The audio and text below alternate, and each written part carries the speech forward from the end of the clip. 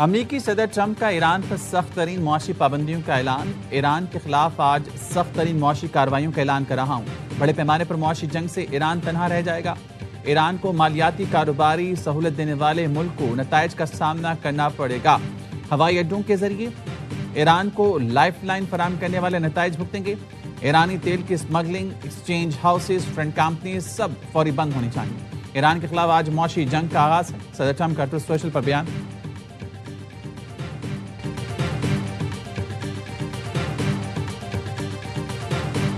ایرانی وزیر خارجہ عباس عراقچی کا فیلڈ مارشل سعید عاصم منیر سے ٹیلی فونک رابطہ، خطے میں تازہ ترین پیش رفت کا جائزہ لیا، موجودہ صورتحال کے مختلف پہلوؤں پر تبادلہ خیال کیا، سیاسی اور سفارتی حل کو آگے بڑھانے کی جاری کوششوں پر بھی بات چیت کی گئی، مشاورت اور تعاون بڑھانے کے طریقوں پر گفتگو۔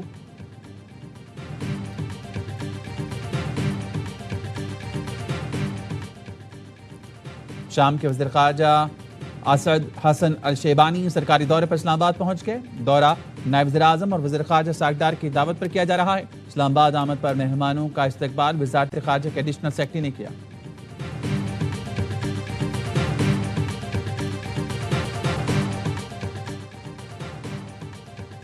پاکستان اور امریکہ کے درمیان براہ راست پروازوں کی بحالی کے امکانات روشن۔ کراچی میں تعینات امریکی قونصل جنرل چارلس گڈمین کی سربراہی میں وفد نے سی اے ہیڈ کوارٹرز کا دورہ کیا۔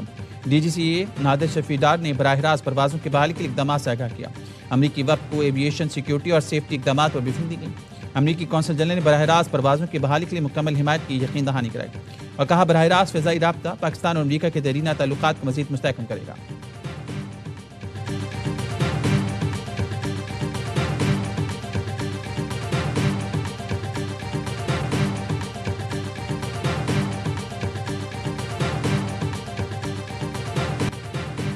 پاکستان میں امریکی ناظم الامور دفتر خارجہ طلب۔ بھارت میں امریکی سفیر کے متنازع بیان پر سخت ڈیمارچ کیا گیا۔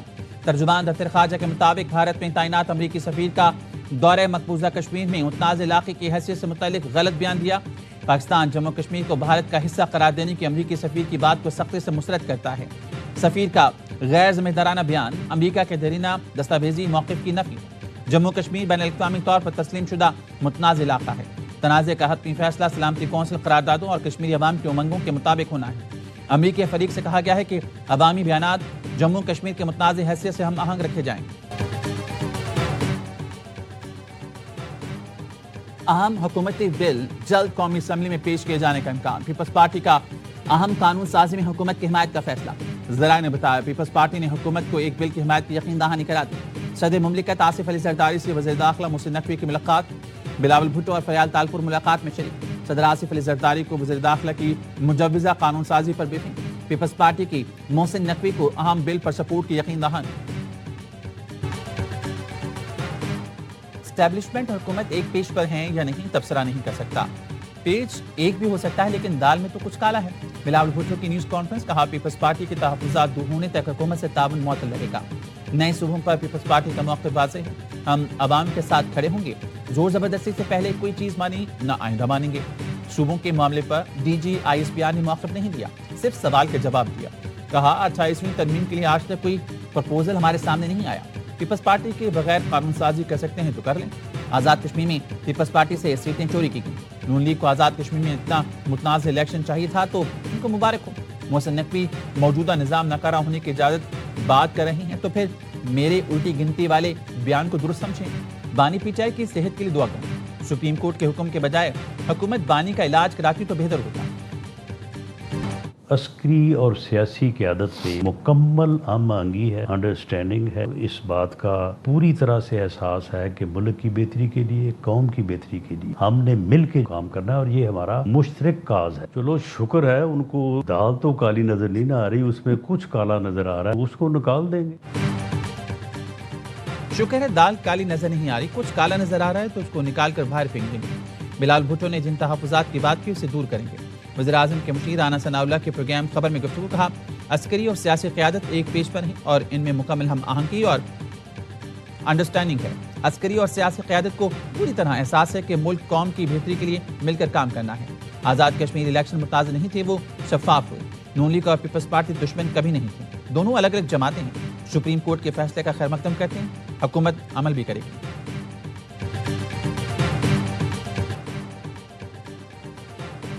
حکومت نے بانی پی ٹی آئی کی نجی اسپتال منتقلی کے فیصلے کے خلاف نظرثانی اپیل دائر کر دی۔ موقف اپنایا، عدالت کو طبی ماہرین کی رائے کے بعد فیصلہ کرنا چاہیے تھا کہ صحت واقعی خراب ہوئی یا نہیں۔ عدالتی حکم اختیار سماعت سے تجاوز کرتا ہے، اس پر نظرثانی ہونی چاہیے۔ بعض صورتوں میں حکومت کی منظوری، آئی جی جیل کے ذریعے کارروائی ضروری ہے۔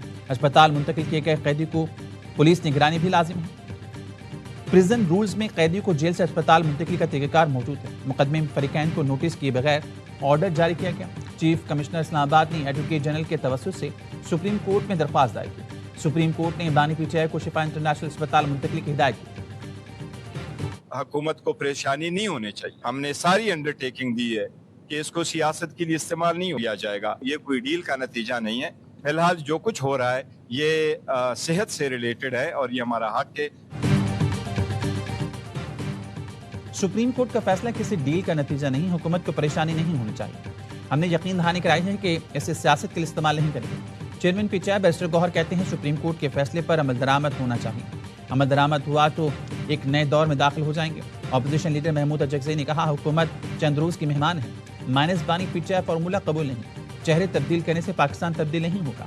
مولانا فضل الرحمان نے کہا عبوری حکومت کے وزیراعظم بن کر شفاف الیکشن کرا دیں، میں حمایت کروں گا۔ اسد قیصر کہتے ہیں کسی بھی سیاسی رہنما کی صحت پر سیاست نہیں ہونی چاہیے۔ 2019 میں دوران قید نواز شریف کو پی آئی سی سروسز، جنا اسپتال اور جاتی عمرہ میں طبی سہولتیں دی گئیں۔ عدالت نے انہیں علاج کے لیے بیرون ملک جانے کی بھی اجازت دی۔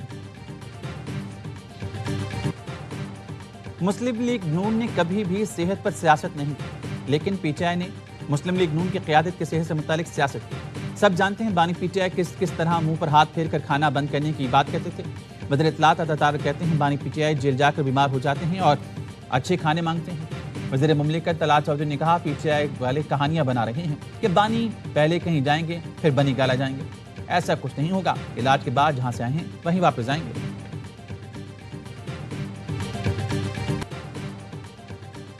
بانی پی ٹی آئی کی اسپتال منتقلی کیس میں عظما خان نے سپریم کورٹ میں اضافی دستاویزات جمع کرا دی۔ دستاویزات میں نواز شریف کے بیرون ملک روانگی، مریم نواز کے نواز شریف سے ملاقات کے لیے عدالتی احکامات اور آصف زرداری کو جیل میں فراہم سہولتوں کی تفصیلات شامل ہیں۔ سابق انٹرنیشنل کرکٹرز کی بانی سے متعلق تشویش پر مبنی خطوط بھی دستاویزات کا حصہ ہیں۔ ٹرائل کورٹ کا بانی پی ٹی آئی کے ذاتی معالج تک رسائی کے احکامات بھی دستاویزات میں شامل ہیں۔ بانی پی ٹی آئی کے وکیل خالد یوسف چودھری کا ڈیالہ جیل میں حکام کو خط لکھا، بانی کو اسپتال منتقل کرنے کے تمام قانونی تقاضے پورے کر دیے گئے ہیں۔ حکومت 2 روز کے اندر بانی کو اسپتال منتقل کرنے کی پابند ہے۔ فیصلے کی روح کے مطابق عمل یقینی بنایا جائے، مزید تاخیر نہیں کی جا سکتی۔ عدالت کے فیصلے پہ جو ابھی تک امپلیمنٹ نہیں ہوا، 24 گھنٹے ہو چکے ہیں، کیا کہیں گے؟ تو عدالت موجود ہے، زندہ ہے، اس پر ایکشن لے سکتی ہے۔ اچکزئی صاحب نگران وزیر اعظم آپ کو نگران حکومت کے سربراہ بنا رہے ہیں، بڑی مہربانی، لیکن ہوگا نہیں۔ اگر ایسا ہو جائے تو مولانا ذمہ داری نبھانے۔ عدالتی فیصلے پر عمل درآمد نہیں ہوا تو عدالت زندہ ہے، ایکشن لے سکتی ہے۔ مولانا فضل الرحمان کہہ رہے ہیں صحت اور انسانی ضرورت الگ رکھیں، سیاست الگ رکھیں۔ صحافی نے سوال کیا، اچکزئی کہتے ہیں آپ کو نگراں حکومت کا سربراہ بنایا جائے۔ مولانا نے مسکراتے ہوئے کہا ان کی مہربانی، مگر ایسا ہوگا نہیں۔ صحافی نے کہا اگر ہو گیا تو؟ مولانا نے جواب دیا بچوں جیسی باتیں مت کرو۔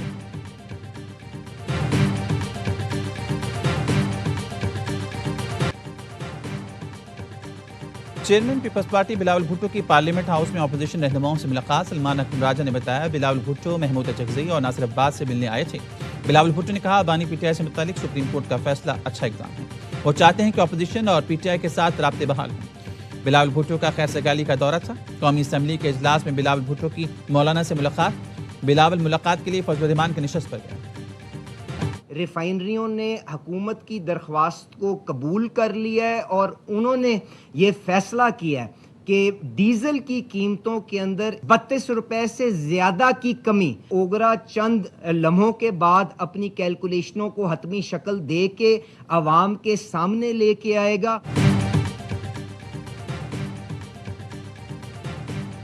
پیٹرول 2 روپے 97 پیسے فی لیٹر مہنگا۔ پیٹرول کی نئی قیمت 337 روپے 51 پیسے فی لیٹر مقرر۔ ڈیزل کی قیمت میں 32 روپے 63 پیسے فی لیٹر کمی۔ ڈیزل کی نئی قیمت 363 روپے 6 پیسے فی لیٹر ہو گئی۔ حکومت نے ڈیزل کی قیمت میں 32 روپے تک کمی کا اندیا دیا تھا۔ وزیر پیٹرولیم علی پرویز ملک نے نیوز کانفرنس میں کہا تھا وزیر اعظم کی درخواست ریفائنریز کے قبول کی، ریفائنریز کے تعاون سے ڈیزل کی قیمت میں کمی کی جا رہی ہے۔ وزیر اطلاعات عطا نے کہا وزیر اعظم نے ہدایات دی، آئل ریفائنریوں کے ساتھ مذاکرات کیے۔ وزیر اعظم کی جانب سے عوام کو تحفہ اور بڑا ریلیف ہے۔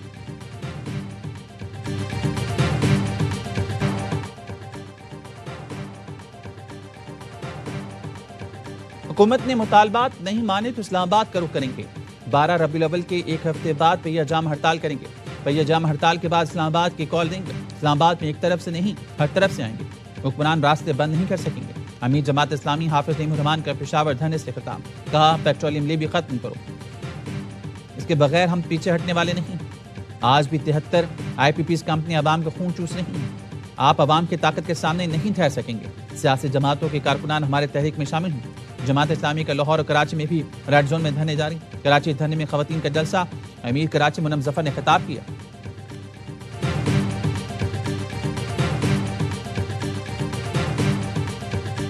حکومت پاکستان کی امریکہ سے $10 ارب کے حصول کی کوششیں تیز. وزیر خزانہ محمد اورنگزیب نے امریکہ سے $10 ارب کے حصول کی تصدیق کر دی. ستمبر میں پاک امریکہ ایکسچینج اسٹیبلائزیشن فیسلٹی پر فیصلہ ہو جائے گا. وزیر خزانہ محمد اورنگزیب کی میڈیا سے غیر رسمی بات چیت. مالیاتی تعاون کے لیے ٹریجری ڈپارٹمنٹ امریکہ سے درخواست کی گئی.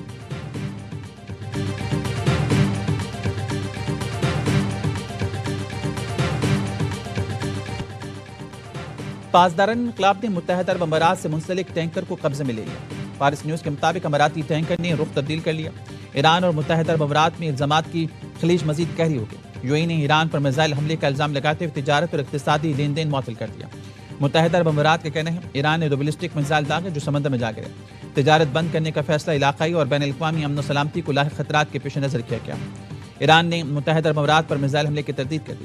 ترجمان ایرانی وزارت خارجہ اسماعیل بقائی کہتے ہیں خطے کے ملک فالس فلیگ آپریشن سے خبردار ہیں.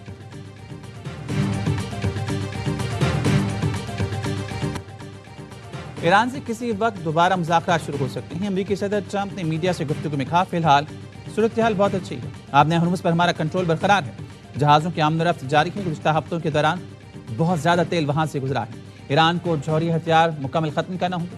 ان کے پاس جوہری ہتھیار نہیں ہو سکتے. ایران کے پاس جوہری ہتھیار ہوں گے تو وہ اسے استعمال کرے گا. ہم اس کی اجازت نہیں دے سکتے.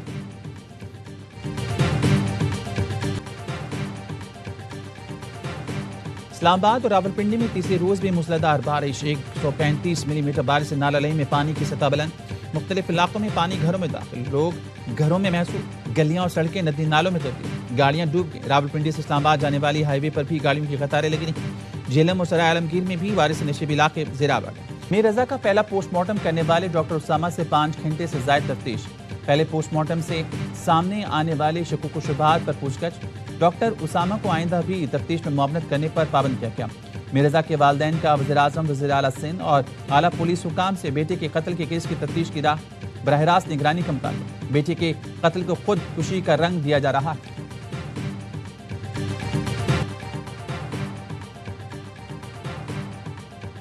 تمام شعبوں کو ٹیکس نیٹ میں لانے کے لیے حکومت کو جو اقدامات کرنا پڑیں گے کرے گی.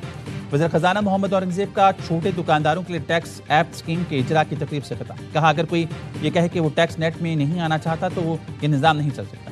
وزیر مملکت بلال اظہر قیانی نے کہا ایپ ان دکانداروں کے لیے ہے جن کی فروخت سالانہ 20 کروڑ روپے یا اس سے کم ہے اور وہ ٹیکس نیٹ میں نہیں ہے. ٹیکس کی رقم ڈکلیئر شدہ سیل کا 1% ہوگی. ہر دکاندار کو پلیٹ کا سافٹ ورژن مل جائے گا. جس دکان کے باہر یہ پلیٹ ہوگی FBR پوچھ گچھ نہیں کرے گی. چیئرمین FBR نے کہا چھوٹے تاجر لمبے چوڑے فارم کی وجہ سے اس سسٹم میں نہیں آتے تھے. اب وہ تاجر ایپ کے ذریعے اس سسٹم میں شامل ہو سکتے ہیں. منشیات کے خاتمے کے لیے بلوچستان میں سیکیورٹی فورسز کی مؤثر کارروائیاں. پشین کے علاقے یاروں میں منشیات تیار کرنے والی فیکٹری پر چھاپا. 33,600 کلو منشیات تلف کر کے فیکٹری مسمار کر دی. فیکٹری سے بڑے مقدار میں آئس سمیت دیگر منشیات کی تیاری میں استعمال سامان بھی برآمد ہونے والی منشیات کی مالیت تقریباً 27 کروڑ روپے ہے.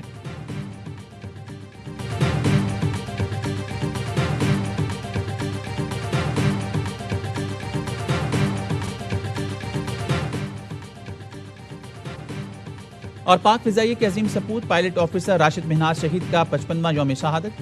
فیلڈ مارشل عاصم منیر پاک بحریہ پاک فضائیہ کے سربراہ مسلح افواج کا راشد منہاز شہید کو خراج عقیدت. راشد منہاز شہید نے 1971 میں مادر وطن کے دفاع میں بے مثال جرت فرض شناسی کا مظاہرہ کیا. شہید نے پاکستان کی خود مختاری وقار کے تحفظ کے لیے جان کا نذرانہ پیش کیا. ISPR کا کہنا ہے کہ غیر معمولی چیلنجز کے باوجود راشد منہاز شہید نے عزم و حوصلے سے وطن کی حفاظت کو مقدم رکھا. راشد منہاز شہید کی عظیم قربانی آج بھی پاک فضائیہ کے جوانوں اور قوم کے لیے مشعل راہ ہے.